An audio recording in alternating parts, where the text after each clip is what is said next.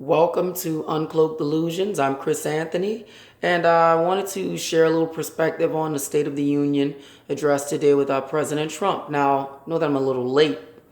Had a few things going on today, and now I'm here, written a couple of points down.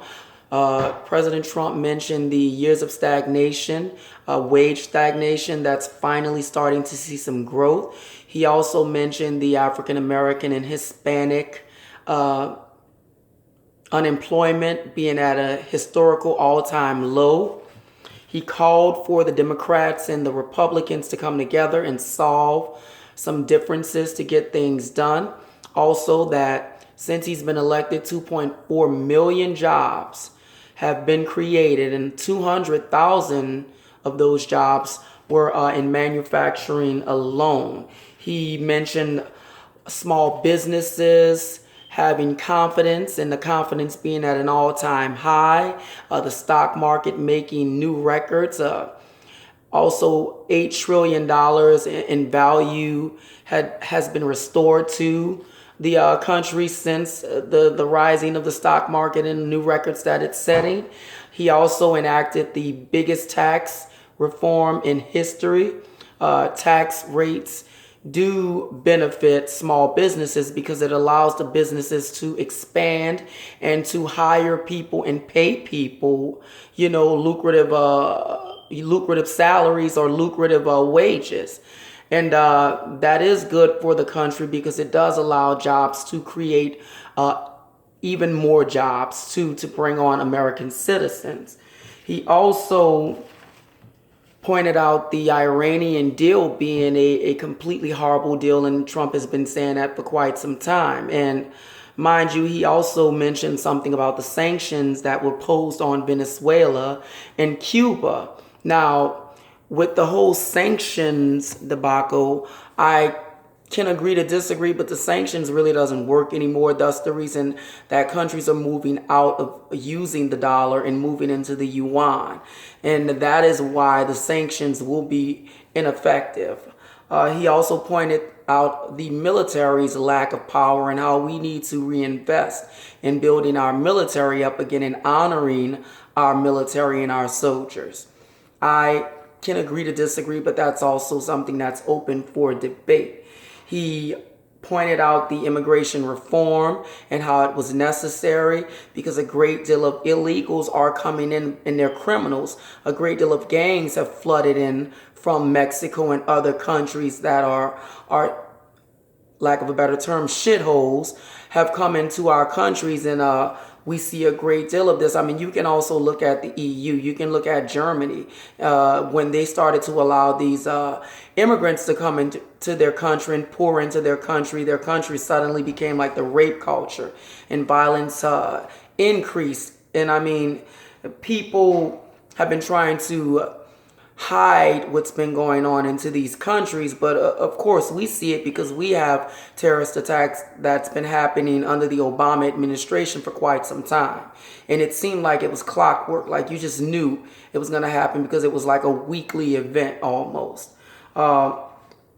Of course, we mentioned tax reform and how people are getting bonuses and people are getting raises. And people, according to Trump in this addressing, he said that they should be seeing it in the month of February. However, I've been talking to coworkers and management, and they've seen the increase in their checks and in their salaries. So, a great deal of people are starting to see that almost immediately as well. Unemployment. He also pivoted towards and made a masterpiece out of this particular speech toward infrastructure.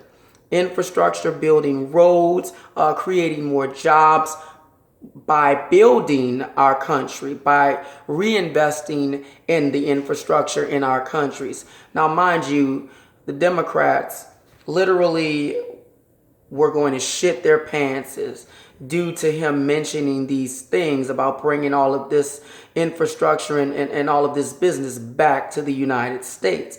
And mind you, again, when it comes to the Democratic Party, and I'm going to do a segment on that and kind of give you a little information and maybe even educate you a little bit about the Democratic Party and what they stand for. I was saying this to my dad a little earlier, which, mind you, my dad has been an anti-Trump person since the beginning, and now my dad is starting to see what he's doing and what he's at least attempting to do. So I think that's a interesting revelation for me to see someone go from hating this person to starting to realize that, hold up, what he's doing is actually trying to benefit the American people.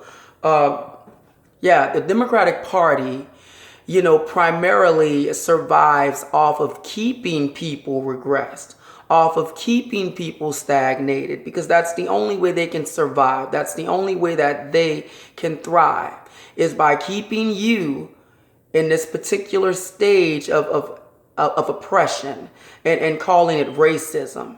And this is how they can implement certain bills, or they can ask for certain governmental funds to supposedly support some of their policies, and then they do what? They put it in their pockets.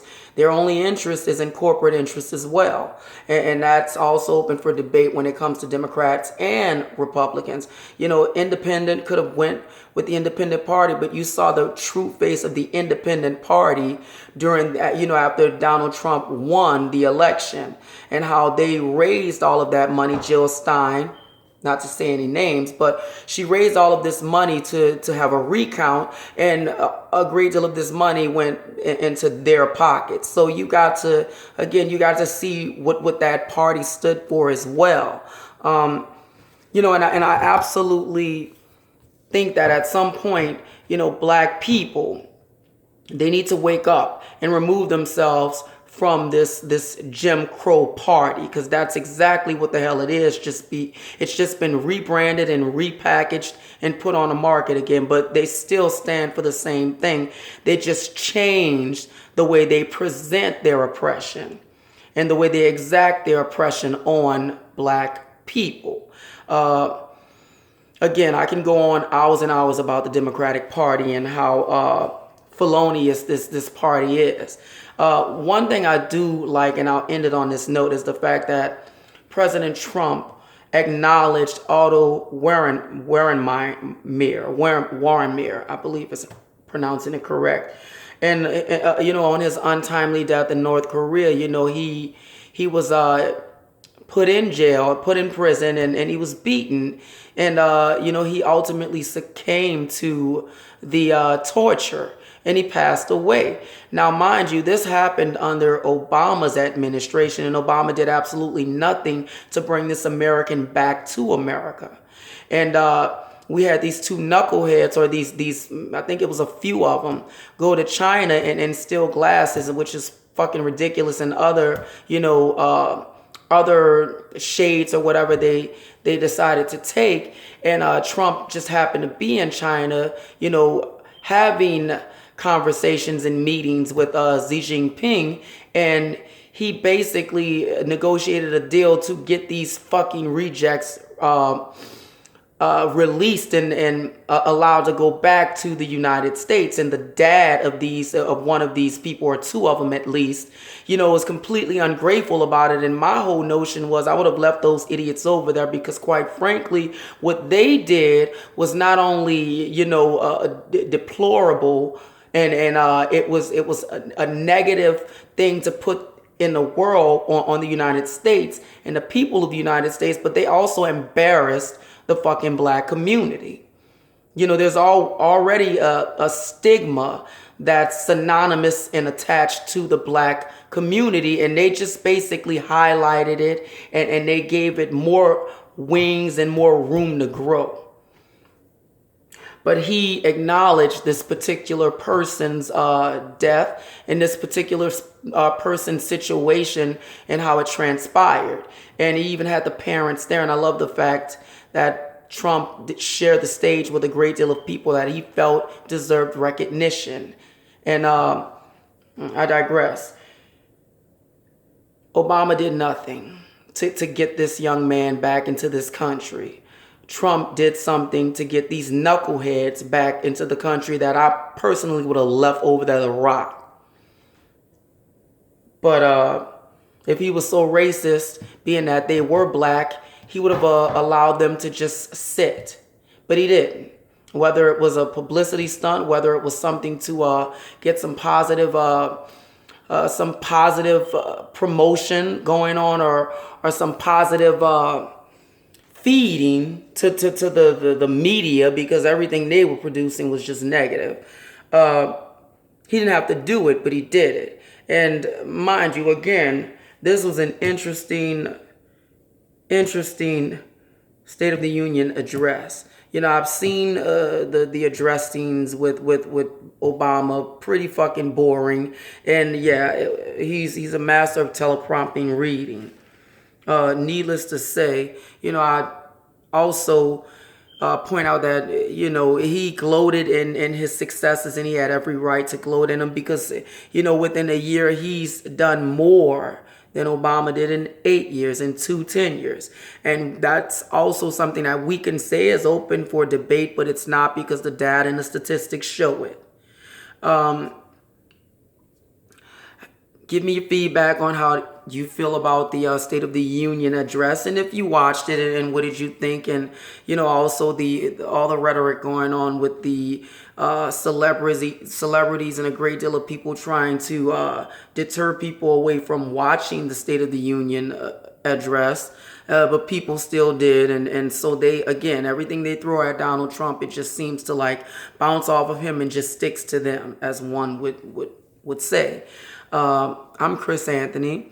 I absolutely enjoyed every bit of it, and I love what I was hearing, because he was basically saying that, you know, America's going to be first. America is tired of all of the bullshit of all these backdoor deals that sell the country out, and that's why the Democrats were very upset. I mean, you could even see some of the expressions on their face, like it just made them melt, and I love every moment of it.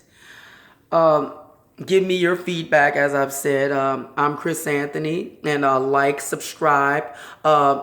Let's get those subscriptions up. I see that they are growing, as I said, you know, at a steady pace, and I appreciate that. Share the video. Let's get this information out there. I am going to